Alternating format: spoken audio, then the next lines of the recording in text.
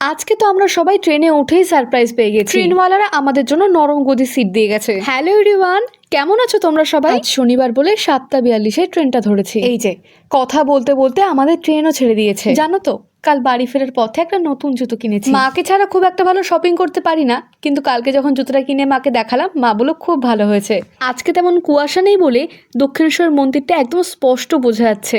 কথা বলতে বলতে নেমে পড়লাম আমার গন্তব্য বিধাননগরে। তারপর বাসের ধাক্কা খেতে খেতে পৌঁছালাম অফিসে। সারা সপ্তাহ ধরে হাঁ করে বসে থাকি কবে শনিবার আসবে আর রবিবার একটু টানা ঘুম দিতে পারবো। তো ফাইনালি অফিস থেকে বেরোলাম, আর কিছুক্ষণ পরেই সেই শুভক্ষণ আসছে। অতিরিক্ত আনন্দের চোটে আমার আগের মেট্রোটা মিস হয়ে গেছে। পরেরটাই উঠেছি আর সেটা ছেড়েও দিয়েছে।